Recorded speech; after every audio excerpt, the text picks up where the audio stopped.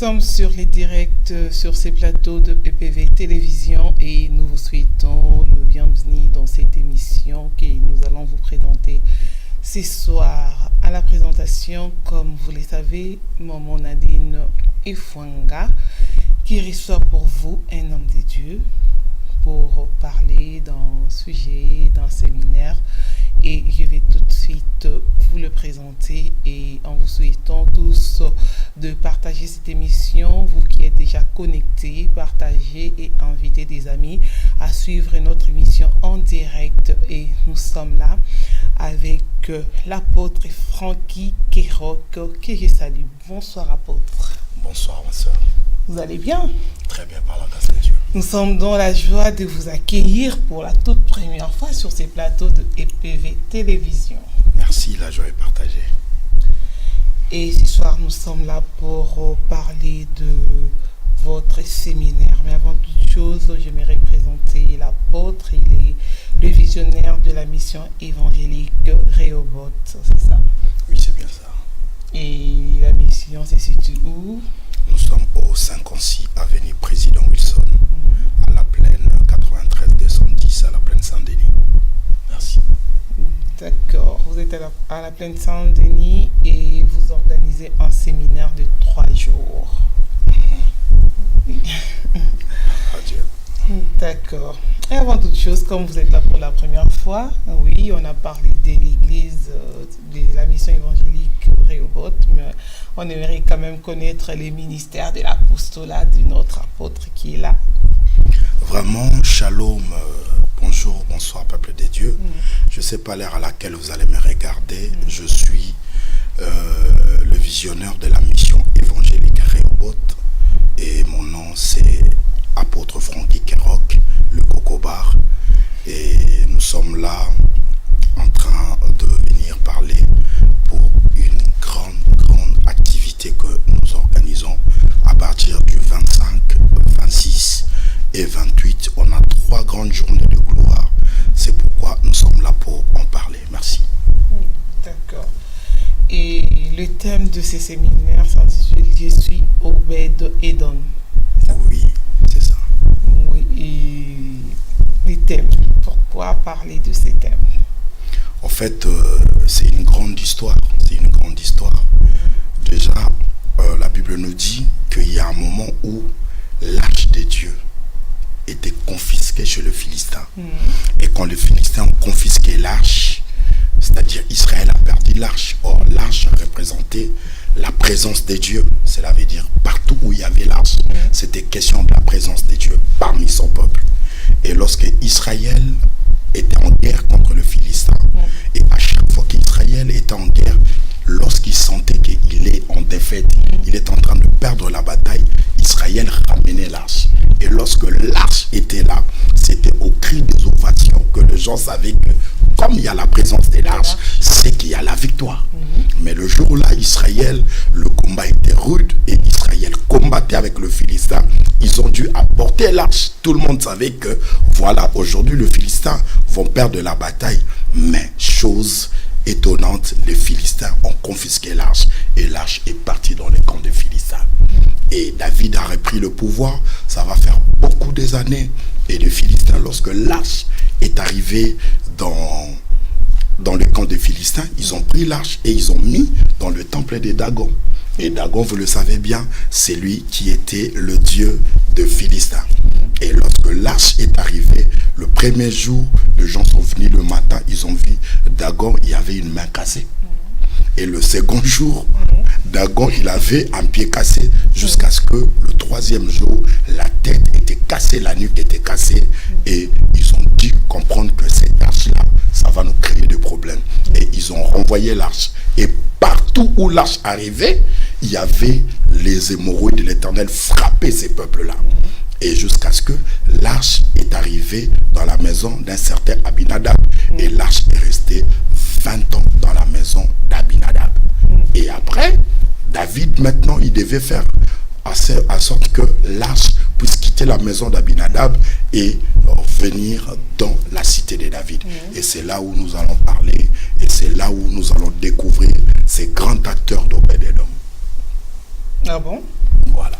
Et aujourd'hui, vraiment, est-il important de parler de l'arche, parce que quand on parle de l'arche, beaucoup diront que c'est l'Ancien Testament, c'est déjà passé. Aujourd'hui, on n'a plus besoin d'arche parce que nous sommes nous-mêmes les temples de ça. On est obligé de parler parce que vous savez, quand on parle de l'ancien et de nouveau, cela concerne ceux qui habitent dans le temps. Voilà, nous les hommes, les humains, nous sommes dans les temps, mais Dieu n'est pas dans le temps. Dieu est dans l'éternité. Et l'éternité veut tout simplement dire l'absence du temps. Cela veut dire passé ou présent. Chez Dieu, ça n'existe pas. La parole de Dieu demeure la parole. En fait, l'arche, on parle toujours de l'Ancien Testament. Ça a été toujours l'image, l'ombre de choses à venir. Or, cette arche-là dont on parlait, c'est là où nous allons personnifier quelqu'un qui était dans l'arche. Ce n'était rien d'autre que Jésus-Christ. Et c'est Christ-là qu'on va parler. Alléluia. Alléluia, oui, on voit déjà comment l'événement sera. Donc, on est déjà dans la soif là de vous écouter plus. Hein. Vraiment. Parce que là, je sens que vous êtes en train de vous retenir un peu. Vous dites, j'aimerais bien que les gens puissent venir nombreux assister au séminaire. Pas forcément, parce que, vous savez, la parole de Dieu, c'est comme la manne. La Bible dit, lorsque la manne descendait, le peuple devait les manger. Et on ne gardait pas la manne. En fait, lorsque la manne est restée, on ne doit plus le manger. On doit les brûler. C'est comme la parole. Quand ça sort, il y a une nouvelle manne qui viendra. Voilà. Aujourd'hui, on a la manne de... Le reste, on les brûle. Le reste, on le brûle. Dans les 3 jours, il y aura encore une manne. D'accord. Gloire à Dieu. D'accord, on dit gloire à Dieu. Et déjà, ce séminaire est organisé du 25, le 26 et le 28. Voilà. En fait, le 25, ça serait un jeudi. Là, on va commencer à partir de 18h30. Et vendredi, ça serait une nuit de gloire. Cela veut dire le vendredi, nous allons commencer à partir de 22h30 jusqu'à 5h du matin. Là, ça serait vraiment une nuit de gloire, une nuit où on va parler et le Seigneur va répondre par des signes et par des prodiges. D'accord. Et nous allons clôturer les dimanches, le 28. Et là, nous allons vraiment célébrer, comme la Bible le dit, les derniers jours, le jour de la fête. Ceux qui ont soif, qu'ils viennent boire. Et ceux qui ont faim, qu'ils viennent manger sans argent. Apôtre, beaucoup de gens vous connaissent et certains aussi ne vous connaissent pas. Et puis, certains se poseront des questions. Il est né apôtre ou il est devenu apôtre? Non, personne. En fait, on est né apôtre. Le ministère, il est toujours caché. L'Éternel a dit à Jérémie, il dit, Jérémie, avant que tu sois dans le ventre de ta mère, je t'ai connu. Avant que tu sors, même, je t'ai établi prophète de la nation. En fait, le ministère existait déjà. Mais il y a un moment où quelqu'un doit faire un parcours. Et dans ces parcours, c'est là où on doit te découvrir. Et tu dois faire preuve aussi de ton apostolat pour être apôtre. On n'est pas apôtre de nom, mais apôtre de preuve aussi. Gloire à Dieu. Mais expliquez-nous, l'apostolat, c'est quoi? C'est les bâtisseurs des églises ou quoi? Pas forcément, en fait. L'apostolat, elle est grande. Premièrement, la Bible dit, quand Christ est arrivé, il a fait un choix. Et premièrement, il a pris des apôtres. C'est-à-dire des disciples qui marchaient avec Christ, c'était eux des apôtres. En fait, un apôtre, c'est un pionnier.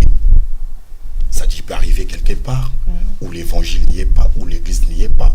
Mais il est la première personne qui peut commencer une œuvre. Mais l'apostolat, en vrai, c'est vraiment d'abord le ministère de la parole. Un apôtre, c'est quelqu'un qui met le fondement. C'est quelqu'un qui maîtrise la doctrine. C'est quelqu'un qui est assis dans la parole, capable d'enseigner et de former des gens. Et un apôtre, c'est aussi quelqu'un qui bâtit, et c'est quelqu'un qui a beaucoup de prérogatives à accomplir. Voilà, l'apostolat, elle est super grande. Et c'est quoi la particularité dans votre ministère?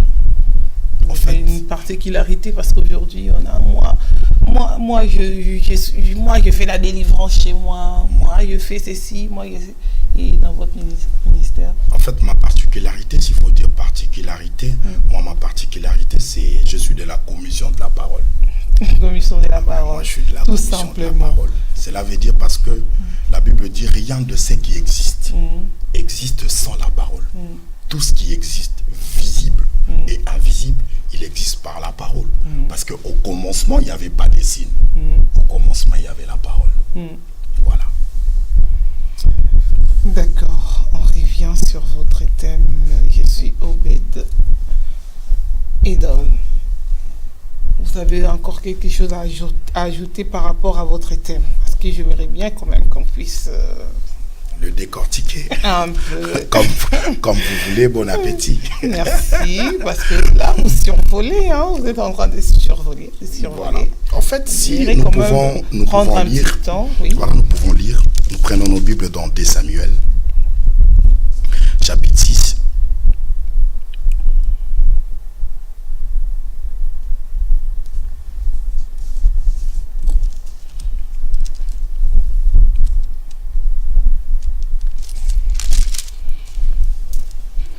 De Samuel chapitre 6, nous commençons à partir du verset 10e, parce que l'histoire elle est tellement longue.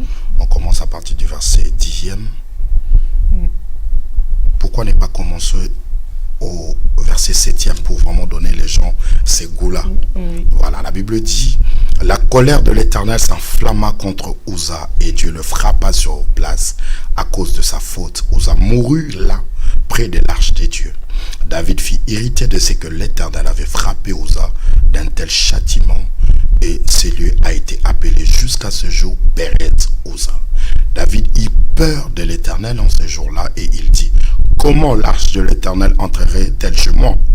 Il ne voulut pas retirer l'arche de l'Éternel chez lui dans la cité de David, et il la fit conduire dans la maison d'Obed-Edom de Gath. L'arche de l'Éternel resta 3 mois dans la maison d'Obed-Edom de Gath, et l'Éternel bénit Obed-Edom et toute sa maison. En fait, l'histoire était, comme je disais dans mon introduction, l'arche est restée 20 ans dans la maison d'Abinadab. Et Abinadab, c'est lui le père de Uza. Alors David a dit: comme je suis en repos, il faut que l'arche regagne la cité de David. Parce que la cité de David, c'était la cité du grand roi. Et c'est là où habitait David. Et David a dit: on doit ramener l'arche. Mais sous les ovations, il y avait de la musique, il y avait de fanfares, les gens chantaient, les gens dansaient, parce que Dieu, il revenait dans la cité. Et la Bible dit: on avait pris cette arche, on l'a mis entre les bœufs. Et c'était le bœuf qui conduisait le char. Et arrivé à un certain lieu, l'arche a trébuché. Et quand l'arche trébucha, Uza a voulu toucher l'arche. Alors que l'arche, il y avait une loi qu'on ne devait pas toucher l'arche dans le main.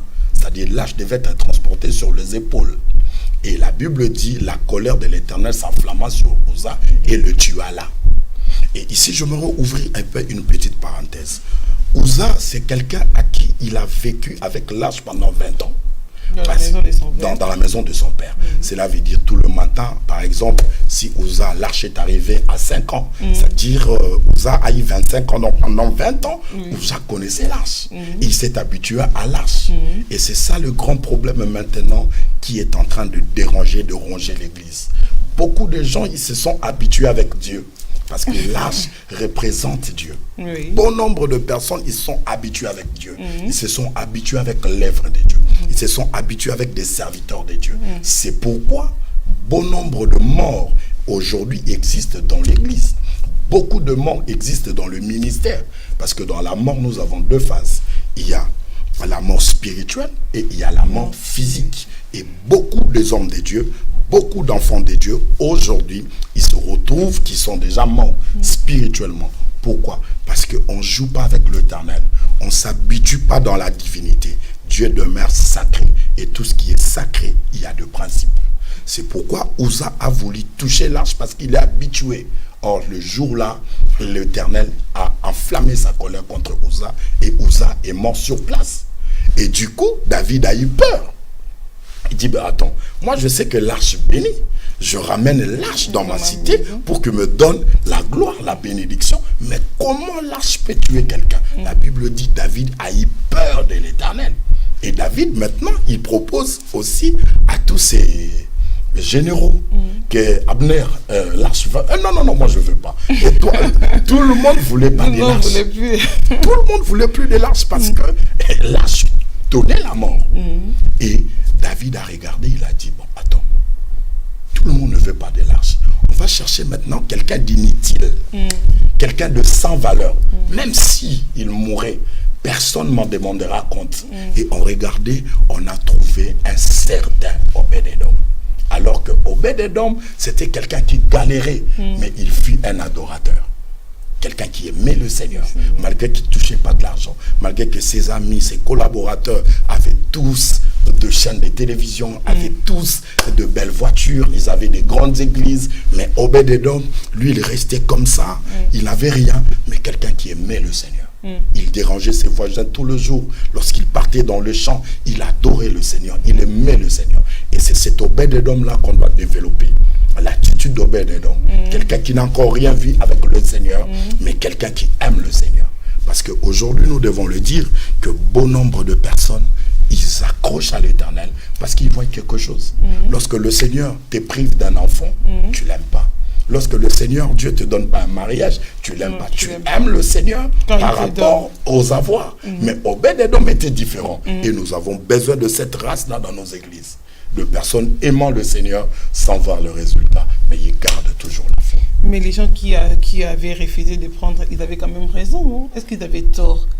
Ils n'avaient pas tort parce que quand quelqu'un déjà meurt à cause de ça, tout le monde peut avoir peur. Hein. Bien sûr. C'est pas parce qu'on n'aimait pas le Seigneur qu'on a abandonné l'arche, qu'on ne voulait pas prendre l'arche. En fait, c'est deux volets.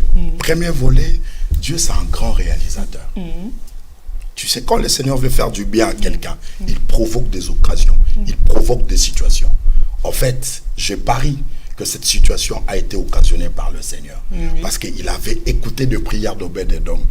Il voulait seulement tuer Uza. C'est-à-dire, voilà, parce que Dieu... C'était par plaisir que Dieu avait fait ça, non? Il sacrifie certaines personnes pour ses enfants. Oui. Il a dit ça dans Ésaïe 61. Il dit, pour toi, je tuerai des gens. Je donnerai Égypte en rançon. Je donnerai Éthiopie et Séba. Cela veut dire juste pour te faire du bien. Tu sais, quand l'Éternel veut faire du bien à quelqu'un, il est capable de priver et de sacrifier certaines personnes. Pour nous faire du bien, il a sacrifié son fils. Ah oui, il a sacrifié Jésus et Christ, mais bon. Et nous ne voulons pas que ce soit nous. Nous, on aime bien être dans la joie, être dans l'abondance, être heureux, avoir des enfants, avoir tout, mais... c'est ce que vous venez de dire, hein, que nous n'aimons pas Dieu. En fait, il y a beaucoup de gens, comme je disais tantôt, en fait, ils n'aiment pas le Seigneur, mais ils aiment ce que Dieu détient. En fait, aujourd'hui, on a une race que j'appelle le corbeau et le renard. Voilà, c'est-à-dire le Seigneur comme un corbeau qui détient le fromage. Et voilà, et il y a des renards, des flatteurs. C'est-à-dire, ils visent le fromage, mais ils ne visent pas le renard, le corbeau plutôt. Cela veut dire c'est Dieu qui détient toutes choses. Mais au lieu que les gens puissent avoir de l'amour sur Dieu, mais ils ont de l'amour sur ce que Dieu détient. Or, ça, ce sont des choses que l'Église doit comprendre que ce n'est pas ce qui doit se passer. On doit avoir plus l'amour pour Dieu. C'est pourquoi la Bible dit, recherchez d'abord la justice. Et après, tout vous sera donné par-dessus. Cela veut dire on ne recherche pas le bien, on ne recherche pas le par-dessus. Nous, on recherche d'abord la justice de Dieu et on reçoit tout bien après. Mais il y a une race qui recherche plus le par-dessus. Attendre après. Là. Après, on ne sait pas si ça va venir. Hein. Il faut déjà voir. Mais la Bible dit le juste ne marche pas par la vue, malheureusement. Il marche par la foi.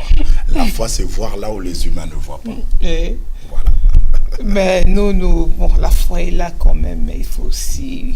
Donc, on croit, mais des fois on ne croit pas. Hein. On croit, non, mais il faut croire parce on est des fois dedans, des fois dehors. Non, nous devons croire parce que c'est ça même le soubassement. La Bible le dit. Il est impossible d'être agréable à Dieu sans la foi. Cela veut dire, pour que tu sois agréable à Dieu, tu dois avoir la foi. Et la foi, c'est quoi? C'est une capacité d'espérer à des choses que tu ne vois pas. Une démonstration des choses que tu espères. Tu vois? En fait, la foi, c'est un monde très compliqué. Cela veut dire anticiper dans des choses que présentement, tu ne vois pas. Mais lorsque tu rentres, tu as la foi. Quoi qu'il arrive, le Seigneur va opérer. Et c'est alors que le Seigneur opérera. Regardez ces centeniers.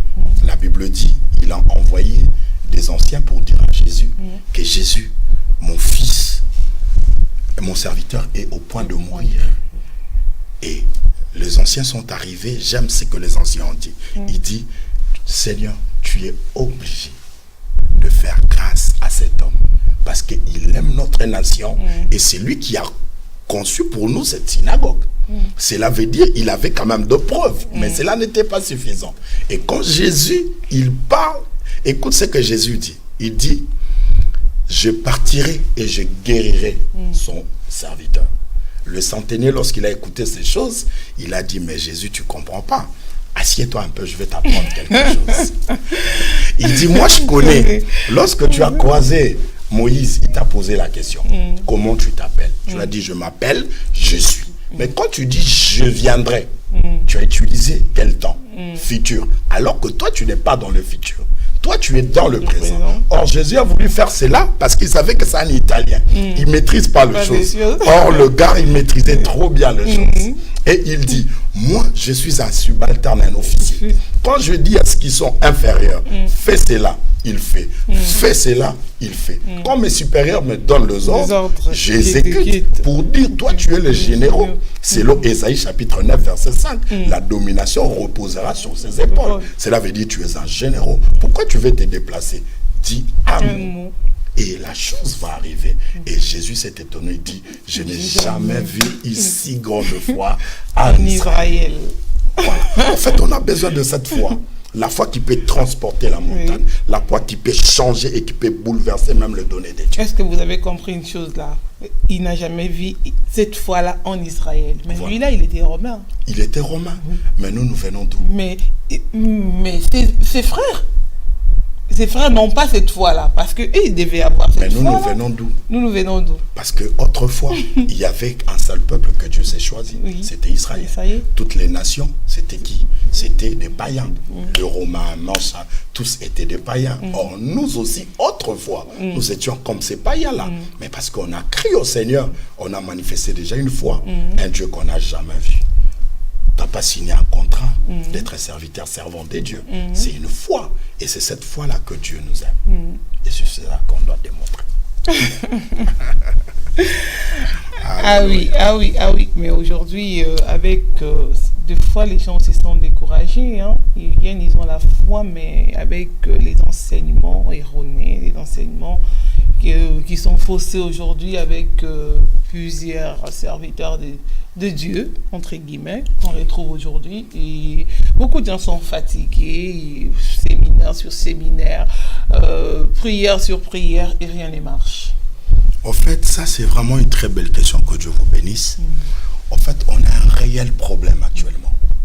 Le problème c'est quoi? Ça se pose sur deux niveaux. On n'a pas de personnes adéquates pour nourrir et bénir et enseigner le peuple. Et on a aussi un peuple qui s'est très mal positionné en cherchant plus de miracles au lieu d'avoir une connaissance. C'est ça le problème. D'abord, la Bible dit, mon peuple est péri parce qu'il lui manque la connaissance.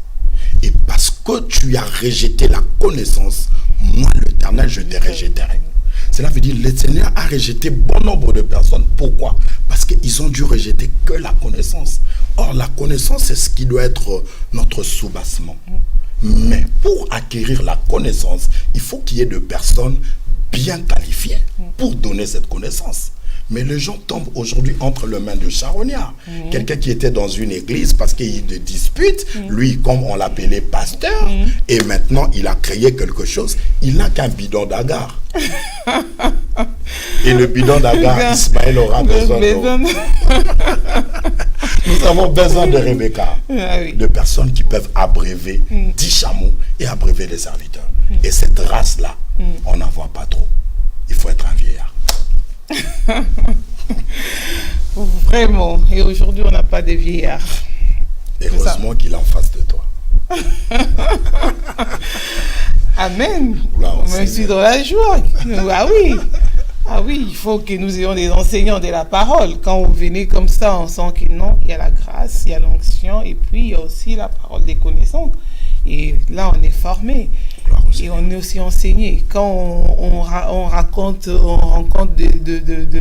des charognards, comme vous venez de le dire là, des gens qui ne connaissent rien, parce qu'ils ils ont créé de choses dans l'église pour se séparer, aller créer. Aujourd'hui, on a beaucoup plus créé des églises de créer des chrétiens. Tout à fait, parce que c'est ce que je suis en train de dire depuis tout à l'heure. Vous savez, dans ces temps que nous sommes, on a besoin de gens qui doivent rester quelque part et prendre du temps pour apprendre. Regardez Christ. Christ, il avait une mission spécifique de venir sauver l'humanité.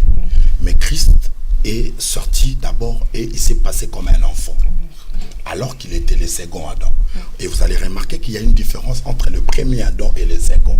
Le premier, il a été déjà fait un homme fait. Mais le second, il a commencé un bébé. Il a participé dans l'eau et dans le sang. Il a pris la progression. Il a fait des étapes. Il n'a pas brûlé des échelles. C'est pourquoi, à l'âge au 8e jour, il est venu dans le temple pour qu'on le présente, après avoir été circoncis, et on ne l'a plus revu. À l'âge de 12 ans, il est revenu dans le temple, en train de discuter avec des vieillards, on ne l'a plus revu, et on l'a vu à 30 ans. Cela veut dire, nous ne devons pas brûler les étapes. La chose de Dieu, ce n'est pas quelque chose, voilà, aussitôt dit, aussitôt fait. Non, la chose de Dieu, tu dois être assis. Tu dois d'abord être un disciple avant de devenir un maître. Tu dois être aux côtés d'un père, apprendre. Et lorsque tu acquériras, c'est pourquoi la Bible dit, un disciple accompli sera comme son maître. Et le disciple n'est pas plus grand que son maître. Aujourd'hui, on ne veut pas être un disciple. Là, vous reconnaissez quand même qu'il y a de pères spirituels. Bien sûr que oui. Parce qu'il y a beaucoup de gens aujourd'hui qui disent que le père spirituel, ça ne sert à rien, ça n'existe même pas. Quand Dieu t'a choisi de les vendre de ta maman et tout, donc on n'a pas besoin de ces gens-là. Mais même si le Seigneur t'a choisi depuis le sein de ta mère, voilà, pourquoi tu es parti à l'école? Voilà, tu aurais dû commencer toi-même, tu maîtrises l'alphabet, tu connais faire l'élocution, vocabulaire, grammaire, voilà, tu apprends la mathématique, l'algèbre. Pourquoi on passe toujours auprès de gens? Parce que là, le Saint-Esprit n'est pas là pour agir. Le Saint-Esprit est là pour agir que dans les choses spirituelles. Non, pour dire Christ, c'est notre exemple. Il a été auprès des gens pour apprendre, alors que c'est lui qui maîtrise toutes choses. Le Créateur a créé, mais qui s'est personnifié dans le temps. Mais il a été à côté des hommes, des docteurs de la loi, et il discutait, il apprenait. Pourquoi il a mis tous ces temps? Il devait déjà commencer dès le premier jour, il commence à parler. Mais pourquoi Christ a mis du temps? C'est ce qui va nous interpeller. Cela veut dire la chose de Dieu, on l'apprend. Il faut être à côté de quelqu'un qui va t'initier. Quelqu'un qui va t'apprendre, quelqu'un qui va t'ouvrir l'intelligence, quelqu'un qui doit t'apprendre les ABC de la chose de Dieu. C'est pourquoi aujourd'hui, on a plusieurs personnes et ils font le travail à tâtonnement. Quand tu les regardes, tu comprends que celui-là, c'est un bébé. Il a encore des pampers et des biberons. Quoi qu'il est en train de parler aux gens. Mais tu sens vraiment que l'immaturité. Voilà. Ah oui, l'immaturité dans beaucoup des enseignants aujourd'hui, on les constate et dommage que les gens aujourd'hui, il y a certains qui comprennent aujourd'hui, ils appellent quand même, on a compris. Mais aujourd'hui, il y a plusieurs faux, mais on ne dit pas qui est faux. Est-ce qu'on peut reconnaître des faux quand même? Bien sûr. Il y a toujours un curseur. Il y a toujours quelque chose qui va te montrer là où il y a du faux et là où il y a du vrai. Par le Saint-Esprit ou comme ça, là, avec l'intelligence, on peut aussi voir que là, c'est du faux, là, c'est du vrai. Vous savez, ce que j'aime, la Bible dit, c'est l'apôtre Paul qui le dit. Il dit, est-ce que la nature elle-même ne vous enseigne-t-elle pas? Tu sais, le faux certifie qu'il y a un vrai. Et là où il y a un vrai, certes, il doit y avoir un faux. Il y a toujours un contrefaçon, il y a toujours des contrefacteurs. Ouais, oui. Ils sont toujours là. De par le diable, c'est un gros contrefacteur. Il est le sage de Dieu. Tout ce que Dieu fait, lui, il fait le contraire. Il est comme un lion rugissant, alors qu'il y a un véritable lion. Il fait comme le serpent ancien, alors qu'il y a un serpent de rat. Cela veut dire tout ce que le diable fait. Tu vas comprendre que c'est un contrefacteur. C'est un faux, en fait. Et le faux, il reproduit de faux. Le vrai reproduit de vrai. C'est pourquoi Christ, un jour, il regarde les gens, il dit, vous faites la volonté de votre Père. Il a été menteur depuis sa création. Cela veut dire qu'il y a plusieurs personnes qui sont dans le faux. Et ils veulent montrer, surtout aujourd'hui, actuellement, ce que je plains pour l'Église. il y a trop de faux. Trop de la magie est rentrée dans l'église. Il y a l'occultisme est rentré dans l'église. Les gens ont apporté des cultures juives dans l'église et les gens, ils commencent à démontrer tout ce qu'on voyait autrefois. Voilà, les 10 heures de bonne aventure, ils sont arrivés à l'église. Regardez une femme, nous avons compris, celui qui t'a fait du mal, c'est ta mère. Ils sont en train de diviser les gens. Le Seigneur n'a pas l'amour. Dieu est amour. C'est-à-dire, là où il y a l'amour, même dans son message, il y a l'amour. Déjà, on appelle ça la bonne nouvelle. Et quand on sent qu'il n'y a pas l'amour, tout de suite, tu dois comprendre que là, c'est du faux. Là où il y a Dieu, Dieu aime unir les gens. Dieu ne divise pas les gens. Pour quel intérêt? Parce qu'il est même celui qui aime le plus mauvais. La Bible dit il laisse le temps aux gens pour que les gens se répandent afin qu'ils héritent le royaume. Regardez la longanimité que le Seigneur prend pour 2 personnes. Cela démontre que c'est un Dieu d'amour. Et dans le message de celui qui est vrai, tu sentiras l'amour. Dans le message que celui qui est vrai, tu sentiras qu'il n'a pas l'intérêt d'un gain sordide. Il ne pense pas à l'argent, il ne pense pas à exploiter, à manipuler les gens. Non, lui, son problème, il présente la bonne nouvelle. Et c'est la bonne nouvelle, c'est l'Éternel qui convainc, qui change et qui fait tout. Et c'est pas vous qui changez les gens? Non, il y a quelqu'un qui est approprié à le faire. Jésus-Christ de Nazareth. Mais vos enseignements, les enseignements que vous apportez, ça peut quand même changer des gens. Ces enseignements-là, nous présentons une personne. Oui. C'est Christ. C'est lui qui change. Donc aujourd'hui, c'est normal, quand on est à l'église, on voit qu'il y a des gens qui suivent quand même les enseignements, mais ils ne sont pas convertis. C'est normal quand même. C'est pas normal. Mais c'est Christ qui change les gens. Comme ils n'ont pas encore reçu Christ, ils sont là. Mais déjà, l'église, dans sa définition étymologique, c'est un peuple mis à part. C'est-à-dire c'est déjà un peuple sauvé, mis à part. Donc quand tu es là, tu es automatiquement sauvé. Oui, c'est-à-dire pas venir dans l'église 4 murs. Je parle de l'église, c'est-à-dire comme étant corps de Christ. Voilà, quand on parle de l'église, c'est-à-dire c'est des peuples qui sont mis à part. C'est-à-dire quand Dieu te sauve et te met mis à part. Regardez ce qu'il dit dans le livre des Actes des Apôtres. La Bible dit, tout le jour, le Seigneur envoyait à l'église de personnes qui étaient sauvées. C'était quelle église? L'église primitive. Non, c'était l'église comme on voit aujourd'hui. L'église primitive, la première église. Dans les maisons. Oui, la première église. Oui. Voilà, c'est-à-dire cette église primitive. Le Seigneur envoyait qui? De personnes déjà sauvées. Cela veut dire, l'église pour venir, c'est quoi? Tu croises d'abord la parole. On te prêche d'abord. Et cette parole-là rentre en toi. Et cette parole-là fait en sorte que tu abandonnes le mal.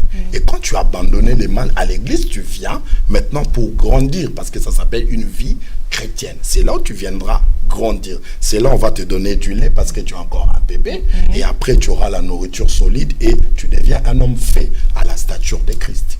Parce que l'apôtre Judas était avec Christ, mais il n'avait pas abandonné le mal. Non, en fait, la Bible le dit. Regardez la prière sacerdotale de Christ. Christ a dit, je ne perdis aucun de tout ce que tu m'as donné, sauf le fils de la perdition. En fait, Judas jouait un rôle. Il était déjà le fils de la perdition. Il était déjà fils de la perdition. Donc sacrifié comme Uza. Tout à fait. C'était un fils de la perdition déjà. Oui. Voilà. Un jour, je te parlerai de lui. Il a aussi joué un rôle très, très, très emblématique. Un jour, je te parlerai de Judas. C'est quelqu'un, il a joué un très grand rôle. Si on est sauvé aujourd'hui, c'est lui qui allait ramener les deals. Ah bon? Voilà. Parce que le fils devait mourir. Le principe, quand le fils meurt, c'est alors qu'on doit recevoir le salut. Mais qui ramenait la deal? C'est Judas. Je te parlerai de lui un jour. D'accord. Je suis impatiente. Hein? Voilà. Même les gens qui nous suivent, ils sont impatients. Ils aimeraient quand même en connaître plus. Et aujourd'hui, on n'est pas là. Voilà. On est sur Obed. Je suis Obed-Edom. Je suis Obed-Edom. Donc, on est là. Et puis, nous rappelons aux gens qui nous suivent ce soir que nous avons un grand séminaire qui commence le 25. Ça sera à partir des 18h. Et le 26, c'est une veillée. Vendredi, ça serait une veillée. Voilà. Oui, et les dimanches 28. Ça serait à partir de 14h30 jusqu'à 18h. D'accord. Et à la plaine. à la plaine Saint-Denis, 56 avenue Président Wilson, à la plaine Saint-Denis, non loin de la porte de la Chapelle. Voilà, on est tellement bien desservi, bien situé, c'est-à-dire aux sorties de la périph'. Vous poursuivez la plaine, on est juste au numéro 56. Quelqu'un qui descend par le RER B, la plaine Stade de France, il prend juste le bus 153 et vous descendez à l'arrêt Prudent, le bus 153 qui va du côté de la porte de la Chapelle.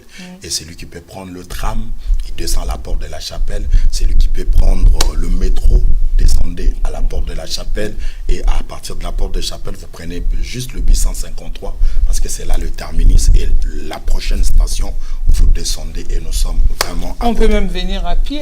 À pied, déjà, à partir de la porte de la Chapelle, venir là, c'est 3 minutes, 2 minutes à pied déjà. Ah oui, donc on n'a pas besoin d'attendre le bus. Et la Bible dit encore l'exercice corporel, c'est utile pour plein de choses.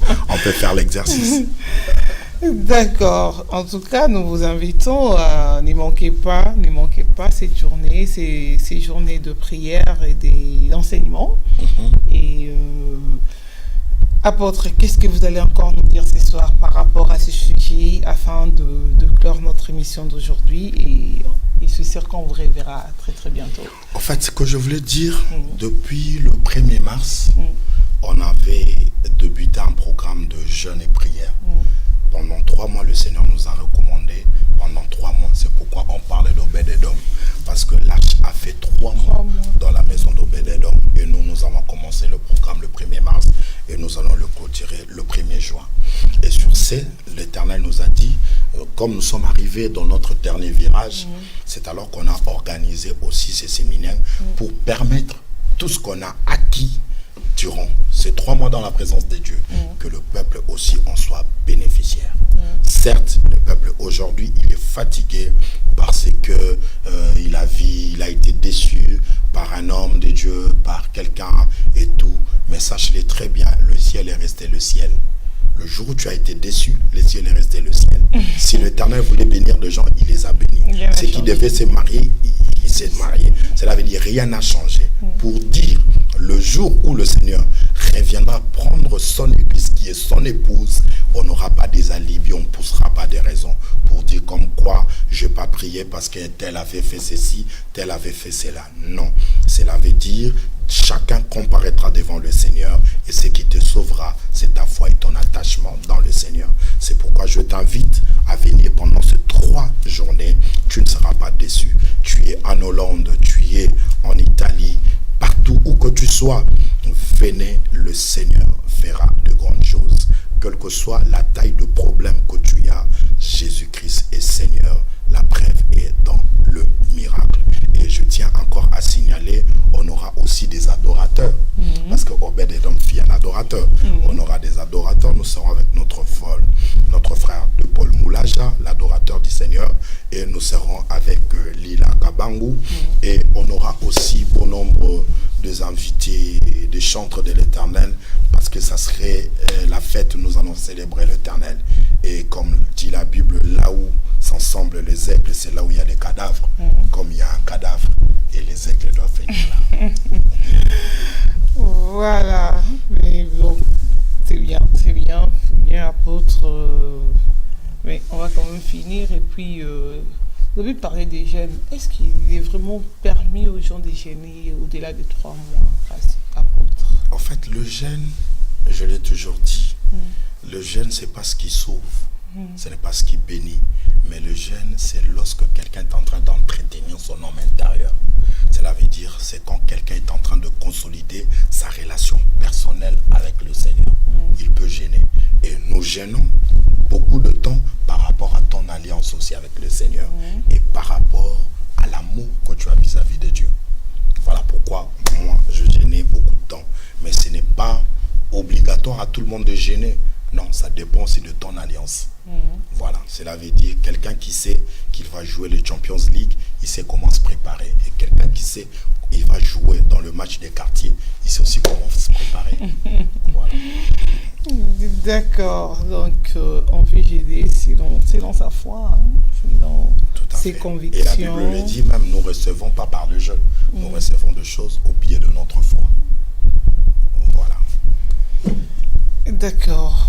vraiment, vous avez reçu ces messages, gardez-les et l'Éternel va faire des grandes choses. Et vous nous avez suivis, vous étiez nombreux à nous suivre ce soir dans cette émission avec l'apôtre. Nous vous disons merci et juste un mot de remerciement pour l'apôtre avant de tout clore. En fait, je suis en train de remercier toute l'Église corps de Christ. Je remercie les hommes de Dieu, les serviteurs de Dieu. Vous êtes conviés vraiment à cet grand événement. C'est un événement, je crois, ça va remonter depuis 2014. Je n'ai pas encore fait un séminaire. Cela veut dire au moment où j'invite les gens. Mais moi-même, depuis 2014, je crois que mon dernier séminaire remonte de 2014. J'avais parlé sur Anankoré. Et 3 ans après, je suis revenu pour parler d'Obed-Edom. Les amoureux de la parole, vous êtes invités.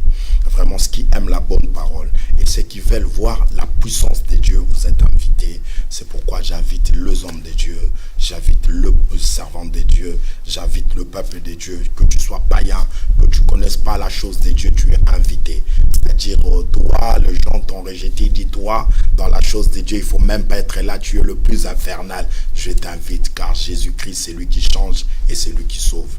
Et je suis vraiment en train de saluer tous mes siens, Maman Nadine Agua, soyez bénis.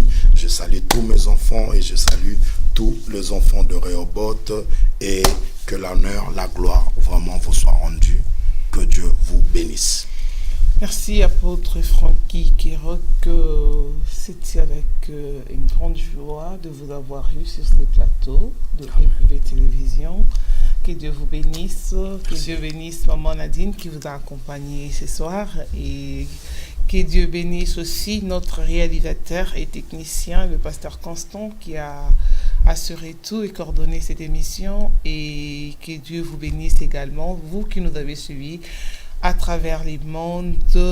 Nous nous retrouvons prochainement. Si vous avez aimé cette émission, n'oubliez pas vraiment de partager et d'inviter vos amis à suivre cette émission. Et merci apôtre. On s'est dit à très bientôt. À très bientôt. Et soyez bénis. au revoir. Au revoir.